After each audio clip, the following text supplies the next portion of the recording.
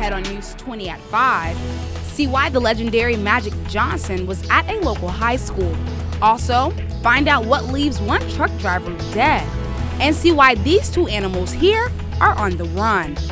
And in sports, find out what started this brawl at an NBA game.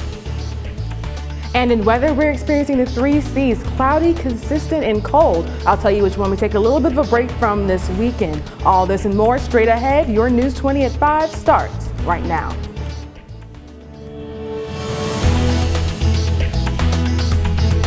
From the highest of 7 hills in Florida's capital city, covering every corner of the Big Bend, this is the award-winning News 20 at 5 Live. There's been much controversy regarding a new report by the Business Insider. Good evening. I'm Ashley Dawes. And I'm Olivia Smith. Florida A&M, along with Florida State University, are named one of the most dangerous college campuses in the nation. That's tonight's top story.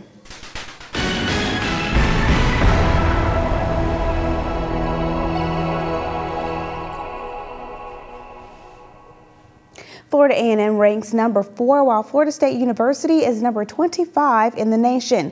The list ranked colleges based on the FBI's number of crimes committed on or near campus. These results have many people, students, and faculty in shock. These crimes include manslaughter, forcible rape, robbery, burglary, motor vehicle theft, and arson.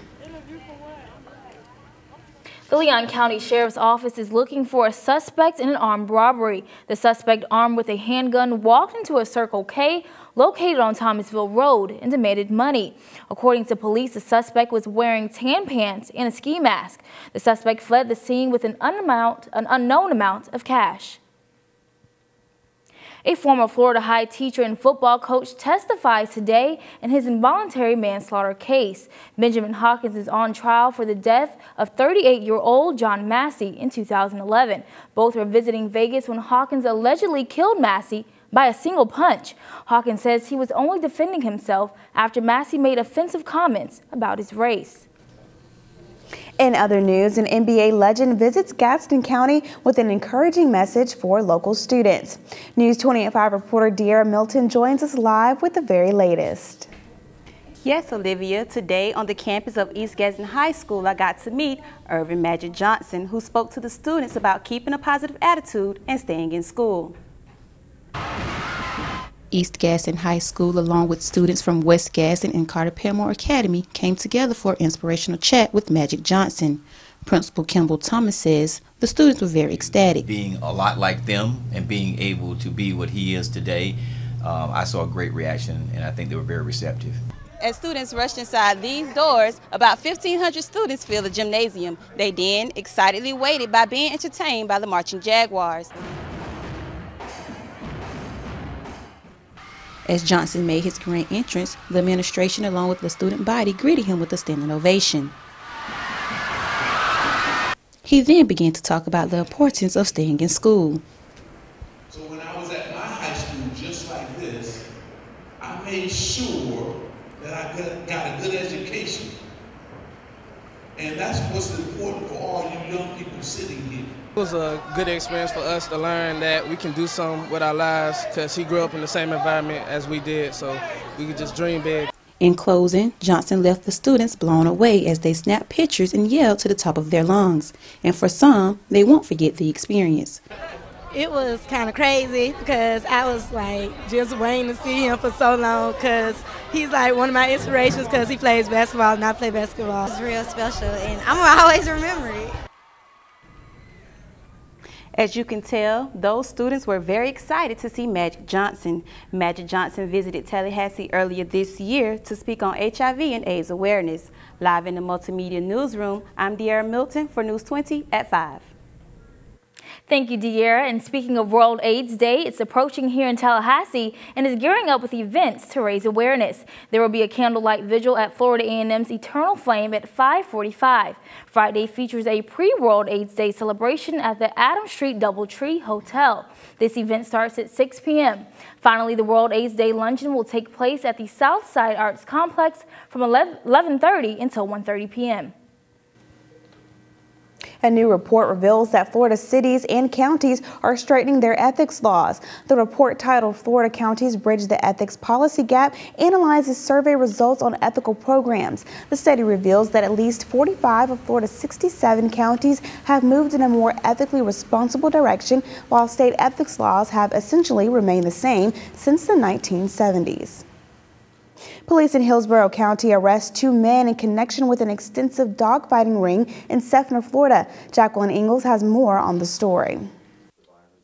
This big open gash on his nose is how 2-year-old Rudolph here got his name. They were living in a kill zone. Rudolph and 6 other dogs were living at this rural Seffner home, bound with these chains, left without water, and according to deputies, used for dog fighting. The individual there actually admitted to us that he's been fighting dogs out there for 20 years.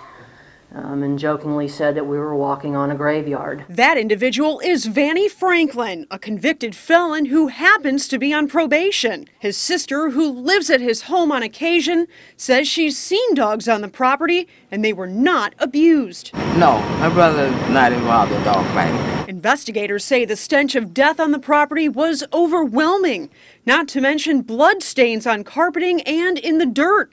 There are also dozens of graves. There were clear mounds that we were walking over. Dolores claims her nephew, Russell Franklin, who was also arrested, was involved in dogfighting in the past and is to blame. I can't believe it. Investigators estimate there are hundreds of skeletal remains in and around the remote property. And there was also a chain with a collar, and as you reached the end of that chain with a collar and looked up to a mound, there was a jaw, a skull of a dog. With neighbors at least a quarter mile away, they say they've never heard dogs bark or yelp. They also couldn't smell the decay. I'm shocked. The Florida Association of DUI Programs launches its Be Ready for the Road campaign. The campaign is an effort to keep drivers safe on the road. The program especially encourages drivers to stay away from drinking and driving. Billboards will be placed around the state to spread the message. A truck driver is dead after colliding with a train. The dump truck collided with an Amtrak train around noon. The accident happened at a crossing south of downtown Orlando. Orange County sheriffs say that no one in the train died and no further details have been released. Coming up on News 20 at 5, find out why this train company is being sued following a parade. And this isn't Jumanji, so why are these animals making a run for it? Find out next. And in weather, we are seeing some more cloud coverage, but it does break up a little bit this weekend. All that and more straight ahead. You're watching News 20 at 5.